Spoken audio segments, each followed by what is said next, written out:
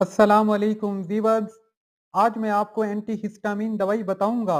इसे बॉडी में एलर्जी के लिए यूज कर सकते हैं। सर्दी लगने से छींकों की कैफियत को रोकती है। रनिंग नोज में इस्तेमाल करवाई जाती है, यानी अगर आपका नाक बहता हो। इसके अलावा इसका बहुत ज्यादा इस्तेमाल खुश्क और बलगमी खांसी में रिलीफ हासिल करने के लिए इस्तेमाल करवाया जाता है। इसके यूज करने का तरीका: बच्चों के लिए आधा चमचा, बड़ों के लिए 2 चम्मच। नीम गर्म मसावी पानी में मिलाकर दिन में 3 से 4 मरतबा यूज करें। इंशाल्लाह बहुत अच्छा बेनिफिट हासिल होगा।